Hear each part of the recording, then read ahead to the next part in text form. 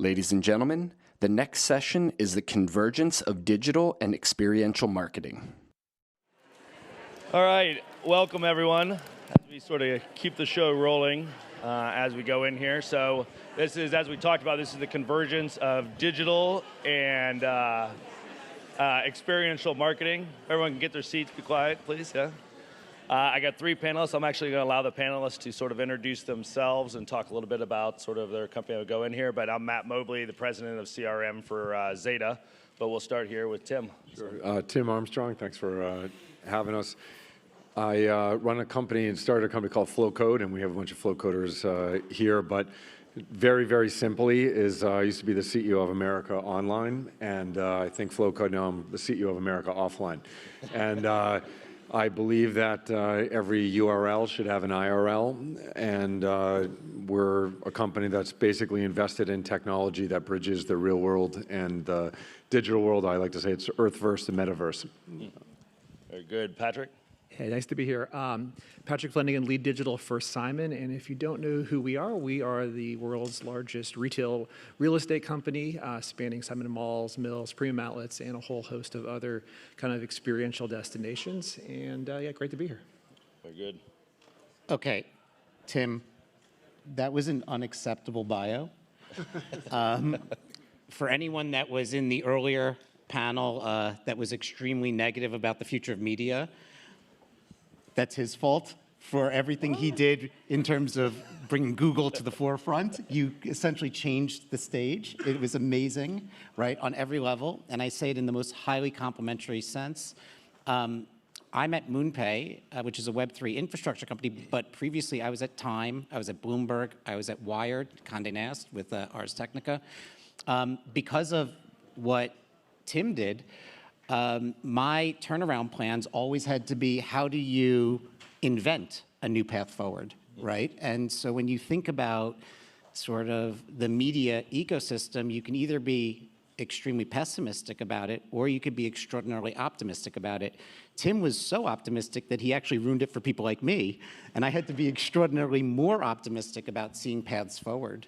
But I've been at MoonPay now for 9 months. MoonPay is a Web3 payments and infrastructure company. And prior to that, I was the president of Time. And this is my third Zeta Live. Well, congratulations to the great teams at Zeta. Thank you. This is amazing. Thank you. Very good. I told you I'd get that in there, right? Yeah. So I think I'll actually start in the middle with you, Patrick, a little bit as we think about, just sort of how, when we're seeing this sort of convergence of the digital and experiential marketing, especially, coming from the background on the mall side, like how are you seeing it sort of occurring today? Like what's occurring within the retail side? Yeah, so maybe think about it, what like a big brand website might generate. It might be 200, 300, 500 million visits is like a substantial site. Maybe you're killing it and you get 2, 3, 5 minutes of visit time, and you think you've done a really good job of engaging content.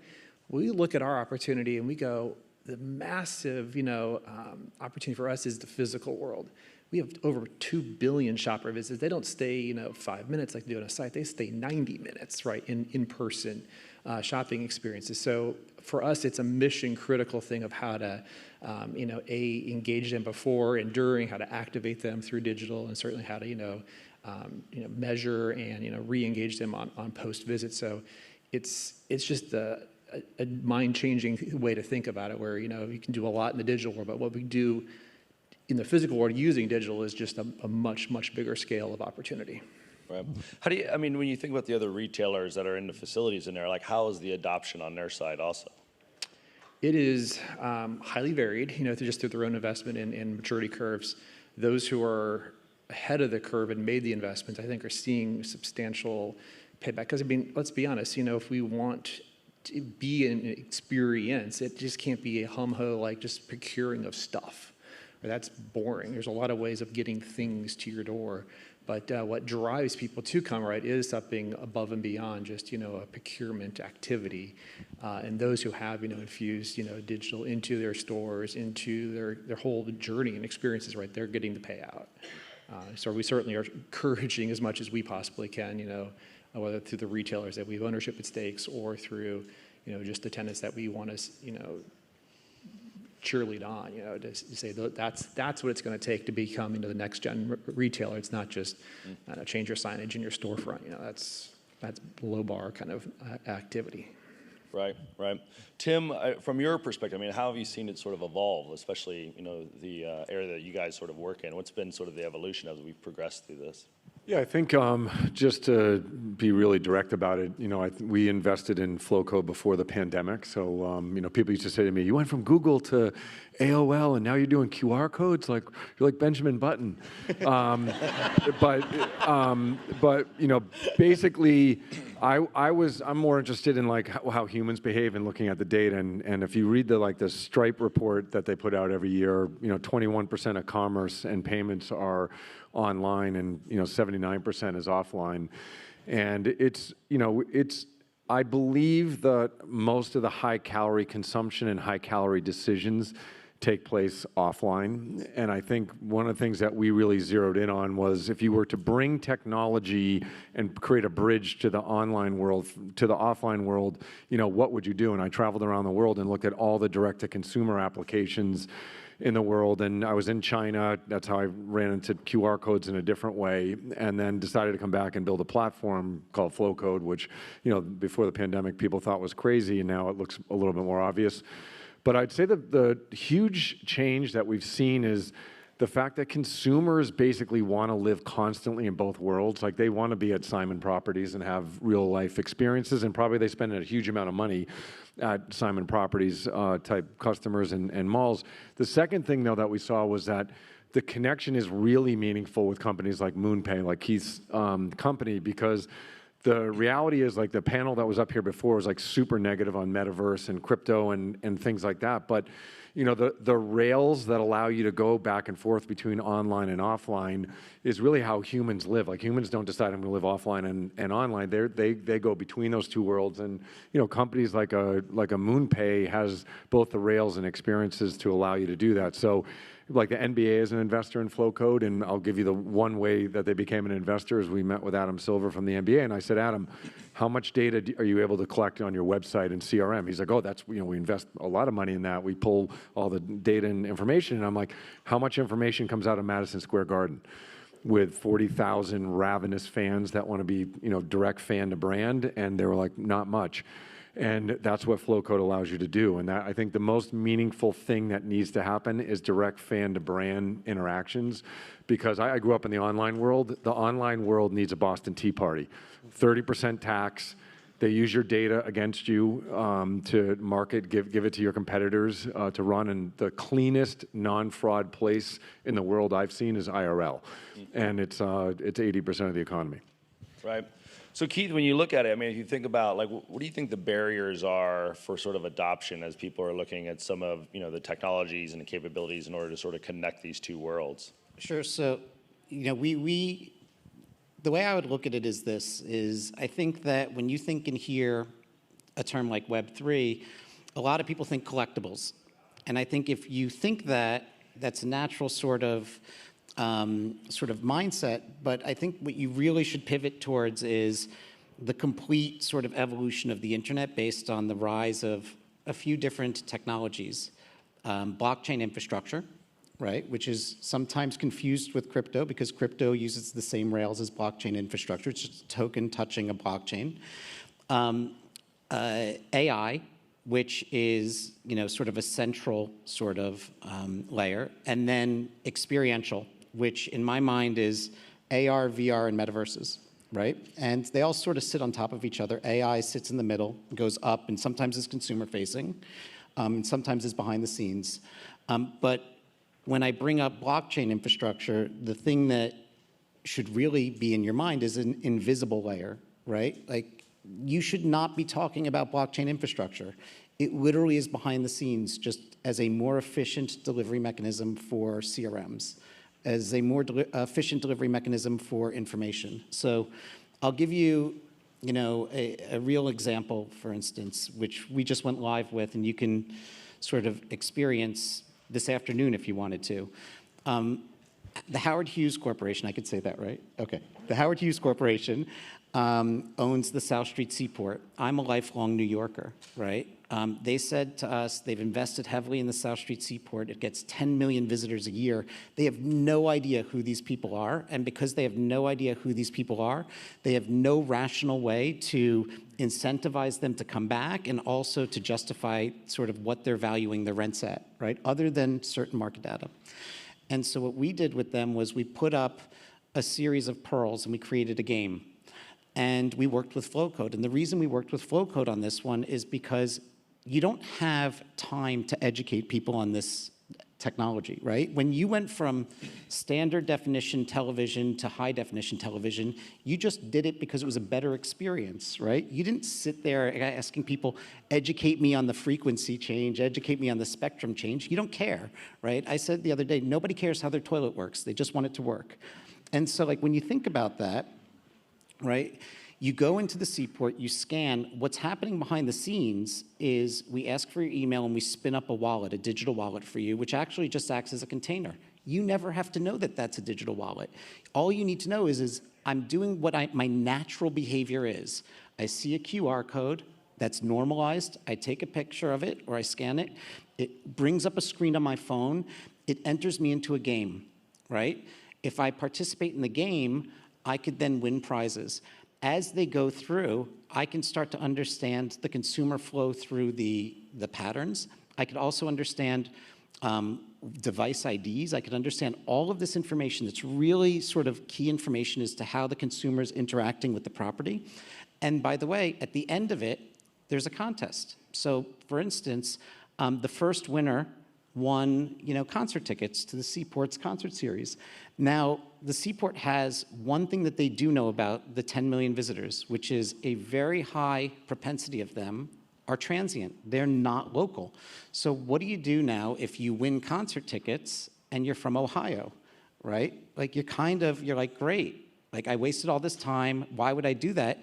But with the technology behind the scenes, because it's an asset that's sitting in your digital wallet, you could now sell that online or trade it, right? So it's a new experience for consumers, and it's not revolutionarily new, but it's something that says to the consumer, like, whoa, like I can own something online? That's really interesting. And in doing that, I'm capturing data along the way. Now, there's another part of this equation that people don't realize. Not only can you start to see a lot of data about this individual, and by the way, first-party data, opted-in data, like data that the consumer has consented to, but I have, at MoonPay, 16 million consumers. And so if my database pings that database all of a sudden has one of my consumers, I can provide KYC compliant information to that consumer base. So that way, all of a sudden, the Seaport has a better idea as to who this consumer is, right? And can that be done in the real world today? Yes. However, it cannot be done efficiently in the real world today. In the real world today, you would need to call one company to another company. You'd have to have compliance get involved. You'd have to have all of these systems. And in real time, I can start to update the information for the partner. And so as Patrick had said, I have to think about what all these interactions are when people are on my properties. Like we now, in partnership, are able to look at the consumer in the real world, create a flow that gives them an enhanced experience, and give you new forms of data. Yeah, I think, it's good. We think about sort of the challenges to it. Patrick, how do you, if you're giving advice or you're saying, listen, when you're approaching this, especially if they don't have sort of experience within it, like what are the first steps? How do you think about the strategies related to these things? Even potentially how you all approached it relative to the facilities. Yeah. So here's a quick poll that will prove a point. Who here has tried to connect to the Wi-Fi for the convention here today? And who was successful? Okay. And if, I'm guessing you found the needed credential, right, the password on the back of your pass. I talked to a lot of people, they didn't realize that plenty said, I tried, but I failed. I didn't know it was on the back of my pass because I never bothered to look. It wasn't needed. It wasn't relevant in that moment. So where we're going with this, right, is to have great in-person experiences. that information has to be presented at exactly the right place and right time, and often very repetitively, right? One small sign, one small poster, one small whatever isn't enough. So that's actually one of the biggest challenges, of finding the right places, times, frequencies to get a simple QR code, which is that gateway, is that rail. That often does lead to the experience that we want you to do. So that's something we've learned, hyper-localization of it as well, right? So being not just like a single one, but it's the Seaport one, and maybe it's even that summer concert series or that days game. So being very, very specific about where you're taking them. That's another one that we've found to be kind of a challenge, and that you just can't just blanket it out. It has to be very thoughtfully done as well. Right. I guess, as we think about, obviously this is, a new sort of data source as it comes in. It's, bringing some of that, as you described it, sort of the real world data, much like the website sort of captures in it. As organizations, what do you see as sort of the application of some of that data? Not only just in the connected sort of journey, obviously, but what other sort of applications do you see for that data that gets collected out of that? Yeah, I think it's actually our most sophisticated customers use it like an incredibly deep way. So we have a customer that has catalogs, as an example. They put 10 million codes in their catalogs, and it allows them to send individual codes on individual items to every individual household.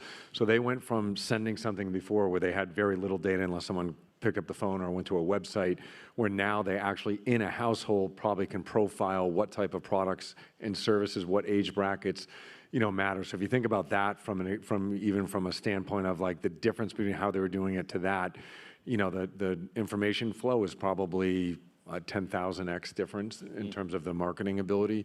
The second thing I would just say is BMW uses Flowcode in their global dealerships. They use it internally for HR. And if you go to a dealership, if I walked physically into a car dealership right now, and we all did, if we all walked into a dealership and walked around, we might talk to some salespeople, we might be attracted to different models. But the reality is every model has, 100 different options on it, tire packages, seats, sunroofs, things like that. BMW puts codes on all the different packages in all their dealers. So now you can see at a BMW dealership all the models in that region, in that location, and which ones are getting looked at the most and what information. On top of that, it saves their salespeople time, because the salespeople don't have to have an option question, run back and ask about it and then go back. The consumers in the dealerships are getting the information real time. So it's a better consumer experience. It's more data, and it allows the salesperson to actually spend their time on higher value things. And then all that data that's coming out of the dealerships, you can imagine if you're in Germany at BMW corporate and you're able to see how the consumer is changing their behavior and what models they're looking at, what features and things, they're taking that data and pumping it into product development now for the automobiles. So I look at our space as like very, very, I started the internet in 1993, and I've seen multiple different changes in the internet. And I would say that this offline to online piece is going to have the same level impact that most of the major revolutions have had. And it's early, but I would say that the customers who are using our products, like MoonPay is one of our best partners, is the level of information MoonPay is getting and their ease of connect with consumers is much bigger than most of the major banks right now. I don't know if you agree with that, but from what I see, you guys are probably getting more information, more targeting than a lot of the major banks are. Do you mind, can I jump in on this 1 second? So since you were criticizing the Wi-Fi code, I'm going to make one criticism.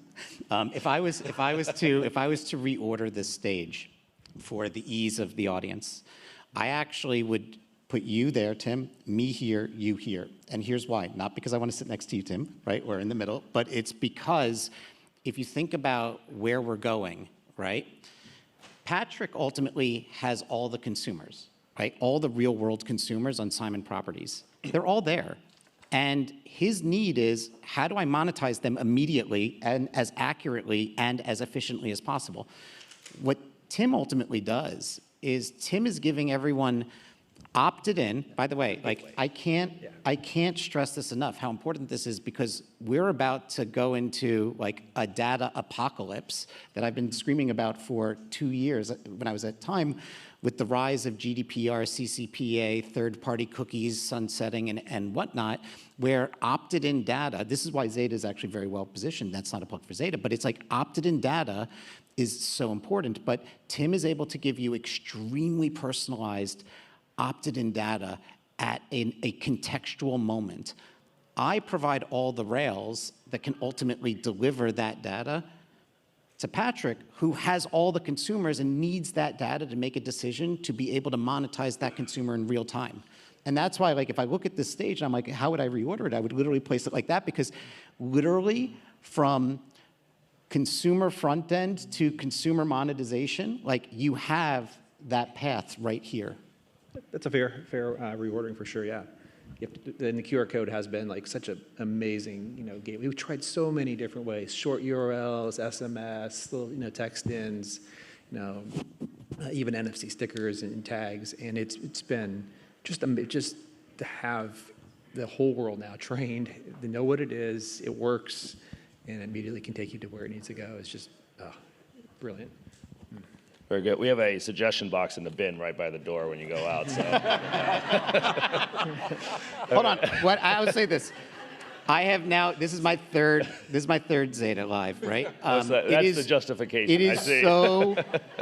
Like, what your team has done over the years for this is so utterly impressive, right? Like, the first one I did was during COVID, and it was essentially 2 empty screens, and just to watch it to this moment, like. The criticisms are only with love. That's right. Very good. Very good. So I think just to touch on another area, we think about sort of the implementation of it. So that, Patrick, for you, do we think are there cultural, regional limitations and adoptions that we, as we sort of approach it, that you've seen or you've thought about relative to sort of the convergence of these experiences? Yeah, I would actually put age as one of the first ones, just because it's a quick litmus test of kind of their digital aptitude, right? There is still a set of folks who are struggling. You have to make sure we have experiences that work for them, right? So it can't be too deep into one specific app or reliant upon only one particular pathway. So I would say even before we get to like language or culture, like just being able to know how to do the thing we're trying to get you to do is thing. And often that we look at that as just kind of a technical divide of those who are equipped and or competent versus those who struggle in that area, right? So I'd start with that. And then for the more deeper ones, this is where I'll put my AI plug in. I think that's where we really are excited, where language and the tone for a particular even region of a country and the language dialects there, to photography not just is generic for models, but it's maybe even specific to the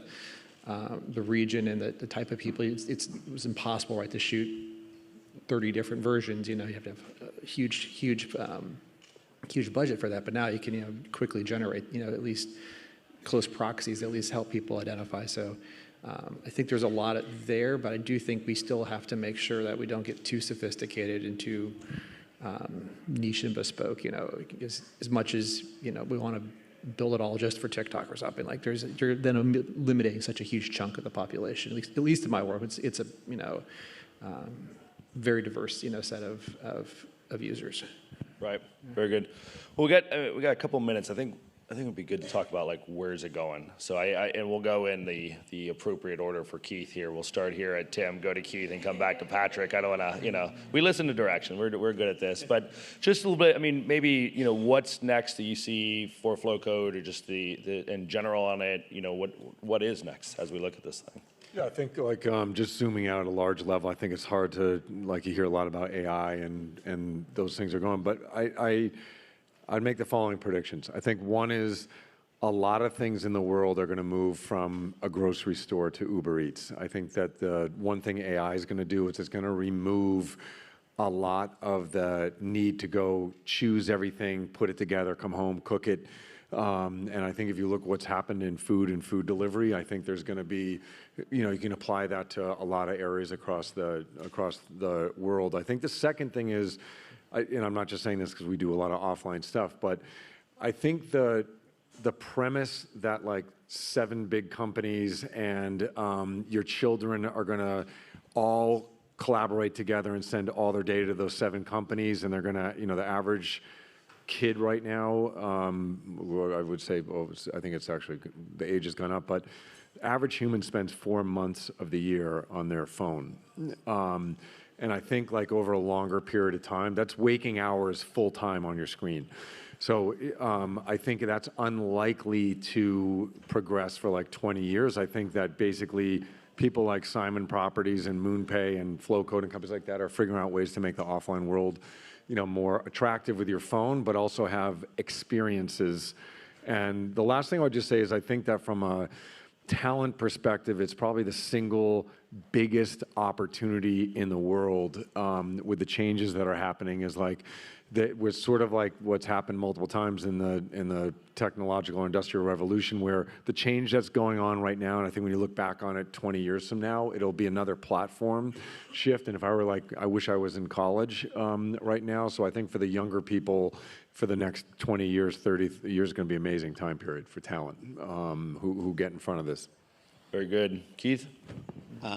So I agree with your assessment. I would say you're going to fall into 2 camps over the coming years if you're not already in it, which is you're going to look at the world and where it's going and you're going to be extraordinarily optimistic, or you're going to be extraordinarily pessimistic. Personally, I believe that the future is only written by optimists, which was something that Kevin Kelly, when I was at Wired, used to say all the time. And I think you have to believe in that, or else you won't be able to see progress. But I do think that we are seeing the complete transformation of the internet in front of us. I think that it's not as scary as it will seem. It will actually be quite enhanced. I think it's an efficiency play behind the scenes. Like any intermediary will be ultimately disrupted by these technologies.